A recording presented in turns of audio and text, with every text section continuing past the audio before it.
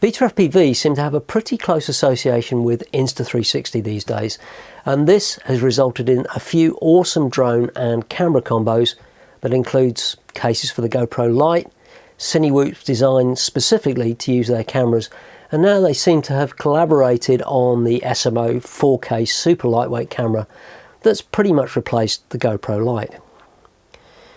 Now this X-Knight 360, weird looking thing, is designed to hold one of my favourite cameras, the Insta360 ONE R.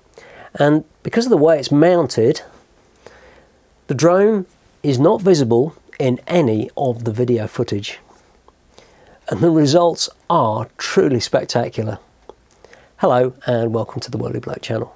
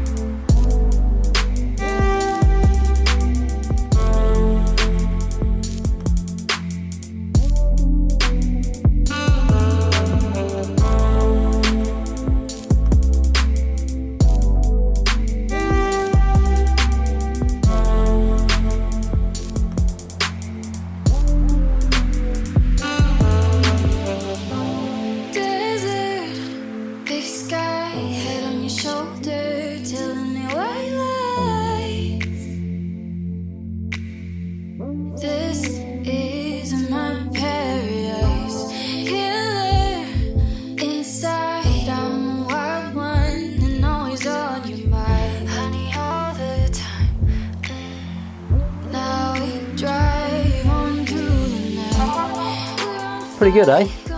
I've totally fallen for this weird looking drone because with the Insta360 ONE R it means I can make great looking 4K drone footage and take full advantage of the 360 features in a way that's completely impossible with any other drone because it's always visible in the shot.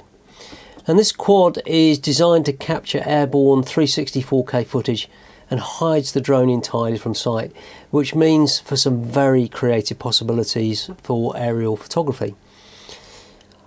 I'll come on to how you post-process this footage later, but let's take a closer look at this strange little quad. Now, if you've seen my recent X-Knight 5 review, you'll immediately notice this is basically the same X-type form factor with a very similar layout. But unlike the anorexic X-Knight 5, this quad looks like it's eaten a bit too many pies, to be honest. But this big space in here is where the ONE R is cleverly designed to fit. So with the top plate removed, you can see a bit better where the ONE R fits. And down in here is an F722 all-in-one flight controller and a 35 amp ESC running BL Heli-S. And I ordered mine with the M02 VTX and a Cadex Ant Nano FPV camera. It's also got an FR Sky XM Plus receiver. You can get an HD version of this that uses the Cadex Vista, but it's a bit heavier and more expensive. The motors are 2004 3000 kV, which are matched with these low mass HQ 5025 3 blade props, and it's all just neatly screwed together. There's some of these side plates that wedge in here between the bottom and the top plate and make sure everything is tucked away where it should be. As you can see, the FPV camera is offset, which I thought might be a problem for shooting small gaps, but to be honest, I didn't really notice any difference at all. The XT60 and the VTX antenna are fitted in these 3D printed TPU mounts that hold them nice and securely out of the way. Fitting the ONE R is pretty easy. Unclip the battery because you're not going to be needing that. The frame has got some silicone pads on the inside to keep the camera firmly locked in place. Make sure it's correctly located with the screen facing upwards and then screw the top plate back into place.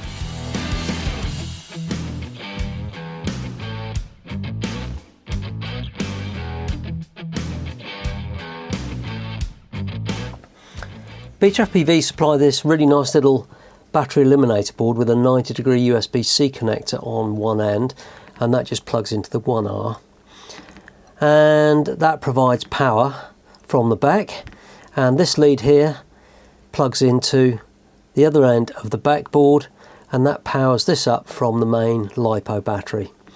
And this saves a whole lot of weight because you're not carrying around the ONE R's battery. It does mean you have to remove the USB-C plug to get the SD card in and out, but that's no big deal really. It just plugs in there. And you'll find the SD card door will wedge nicely underneath the backboard, but if you're worried, just put a piece of tape on it. And one thing I highly recommend are the sticky lens protectors for the ONE R. You can get those from BetaFPV and Banggood, I believe. They'll prevent the risk of the bottom lens getting scratched and damaged in a bad landing. It's pretty exposed down here, as I found out to my cost. My lens protectors are on order, they haven't arrived yet, but I've got a scratched one of these sitting over there somewhere. So all you need to do is set up your transmitter, bind the receiver, plug in a LiPo, and you're good to go. Well, almost. One thing you have to remember with this quad is nothing can stick out over the top or the bottom of the frame. If you do, it'll be in view of the camera because the lenses are looking 180 degrees this way and this way. It's been very carefully designed to work with the ONE R 180 degree view from each of these lenses, so anything in the way is just going to be visible in the footage. Now if you use a regular LiPo, something like this, it can't be any taller than the frame, like that one which is sticking out, so you're going to have to use something quite small. But fortunately BetaFPV have this dedicated 1000 mAh 4S LiPo that's exactly the right size, and it just fits inside the frame. They also provide a couple of these Velcro straps. Now if you watched my channel before, you know how much I hate these straps, but I pretty quickly realised why they use them. If you try and use a regular battery strap like this, a fuzzy battery strap that's stretchy and got the rubber on the inside, it will poke above the frame, particularly on the bottom. If you use these straps, do make sure that the little flaps here don't start sticking up. Make sure they're pressed down really hard, otherwise you'll see them as well. And it's best to put this bit on the top. If you look, there's a little bit more space on the top there. So the all-up weight of this, well, let's take a quick look. We have got, move that out of the way, that is 392 grams, which isn't so bad, given you've got a full-size camera on there. Now, price-wise, this is about £200, just under, or $270, but you'll need your own Insta360 ONE R. You can order this with an FR Sky or TBS Crossfire receiver, depending on what you'll need, and I'll leave links in the description so you can check out the latest prices. So, how does it all fly? As it turns out, really, really good. It's not a full acro or a racer, but that's not what it's designed for. There's no shakes or wobbles, and the tune is perfect for cinematic flow and light acro. And on this 1000 mAh LiPo, you'll get at least 7 minutes flight time. And on some flights where I was taking it a bit easier, I got nearly 9 minutes. But do plan your landing spot carefully because the bottom lens is vulnerable even with the lens protectors. So pick a nice soft grassy area. The HD version of this with the Cadex Vista and the DJI goggles will be better, but it's a lot more expensive, and quite honestly the view on the Cadex Ant camera on here is excellent. It's punchy, it's clear, and it's not too saturated. So you've flown around for a while and you've got some excellent footage. How do you process it? Well, unlike normal GoPro style cameras that have got built-in stabilisation, the Insta360 range of cameras do the majority of their stabilisation as a post-process. And I actually prefer this way of doing things because it gives you so many more options. As well as the video footage, the files stored on the SD card contain motion data from the camera's gyro. And this data is what's used in post to stabilise things, just like RealStudy does.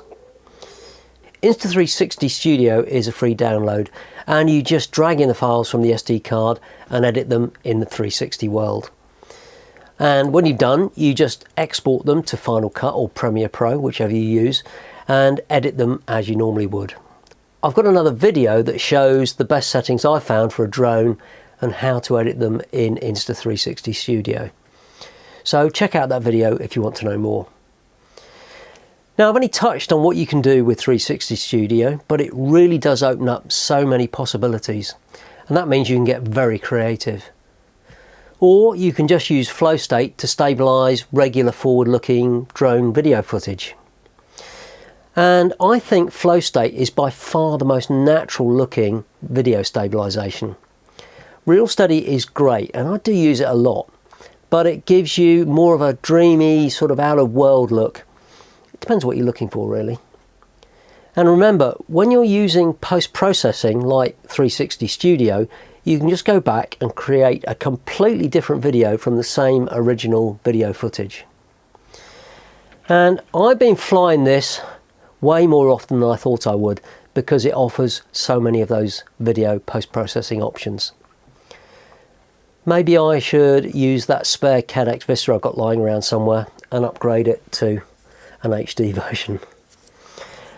As always, thanks for watching, and if you found that useful, give me a thumbs up and leave a comment. And if you want to see more like this, remember to subscribe and hit the bell to get notified when I post new content. I'll see you next time.